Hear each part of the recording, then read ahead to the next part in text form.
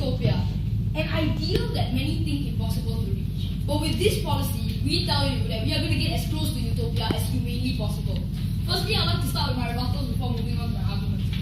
First argument, they said that there was a flaw in our definition and we didn't tell them what crimes we're talking about. I beg to differ, madam. We said we are prosecuting them based on the weight of their crime. And we even gave you an example, killing, raping, theft. And you came up and told us that, oh, if they stole from a grocery store, how can you send them to prison? We tell you this.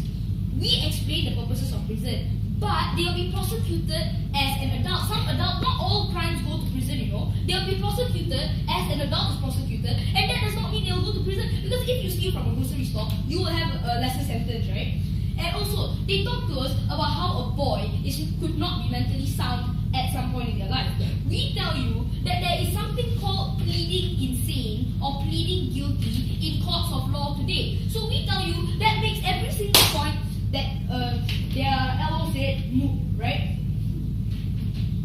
First argument, how this acts as an incentive for children not to do crimes. How is this so? Because now, first-time offenders won't want to because of the dire consequences. We explain to you that we agree that prison is harsh. Prison can be harsh. We tell you this is exactly what we need to teach the next generation how to go and the way to go. What is the problem if we don't have this incentive?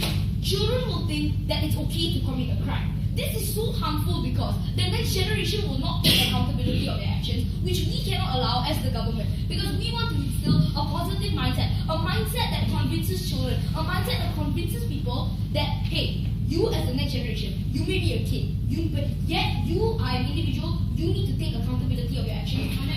Yes, madam, before I go on. Okay, right now parents are responsible for their children in current law. So the parents would pay for their children, actually not the children. So how can that? So how do you agree that children will not pay for their consequences when it's the parents' responsibility? What I gathered from the POI is she said that it is the parents' responsibility and not the children. We tell you that at the end of the day, the person who committed the crime is the child. And we tell you who is going to be a citizen of the next generation, the parent or the child. We tell you we need to make an impact on the child because this is the person that is affecting society and not the parents at the end of the day, right? So, we cannot take, and as I was saying in my next level of analysis, we cannot take the risk of the next generation having this mindset because we cannot allow havoc to reign in the next generation. We need to instill a sense of discipline, a sense of order. Their Prime Minister even came up here and said they are instilling a sense of discipline as well. But how they are not instilling a sense of discipline? We are. Why is this so? This is so because in prisons, right? As I've already considered earlier in my speech, prisons are harsh. Through that, it will affect the psyche and the mindset of this individual child, which will instill a sense of discipline in them. Second argument: why we protect citizens? First level of analysis. Because as related to my earlier point, now citizens will be safer as kids are incentivized not to commit crime. Why is this so important, right? At the end of the day, we as government want to protect our citizens.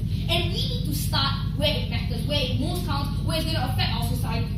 At the next generation. Because we tell you that in status quo today, in the current generation, right, their mindset has already been fixed. It's going to be very hard to change their mindset. That's why we have to start where it counts, where we can actually make a difference in these young minds. We need to help them. We need to help them find a way as the government to show them the right path, to show them that we as government want order and want a good next generation and want utopia. Third argument: why is our solution the best solution by far? The benefit of our solution. This is the best because we tell you in the first place, firstly, they will be incentivized not to commit crime. But even if they commit a crime, if they go to prison, right? So their main harm is that children shouldn't go to prison because it's harsh and so on. We tell you that okay, we'll take that argument. Even if they commit a crime and they are in prison, they will learn simply because of the harshness of prison, right? So now I'd like to preempt their argument.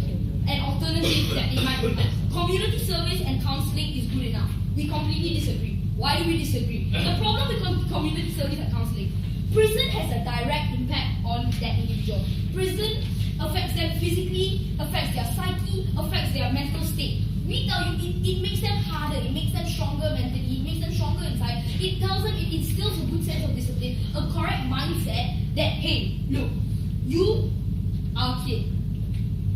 So what? You need to take responsibility for your own actions, because at the end of the day, you are your own individual, and you are the one that is going to be leading the next generation into the future, right? So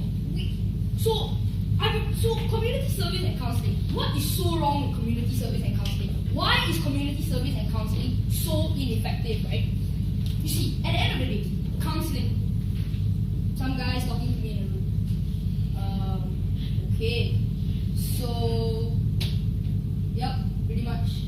Some guys talking to me in a room. So that's basically all counseling is, right? So we tell you that these words are not going to make as big an impact. As the saying goes, right, actions speak louder than words. In prison, these actions taken by the warden, these measures that we are taking are completely going to make a bigger impact than words, right? Because words, community service, man, picking up rubbish, I mean, I'm sorry. That is a good thing to do community service, but this is not a proper alternative for prison, right? So, we are allowing them to turn over a new leaf. We are allowing them, through the fear of some consequence, to allow their psyche and mentality to change.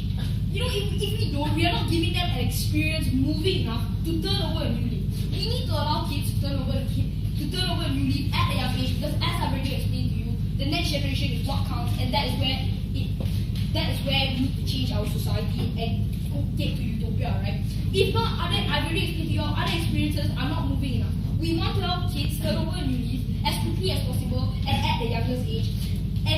And we need this as incentive for children not to do crime. And protecting citizens as government is our main goal. And we want to safeguard children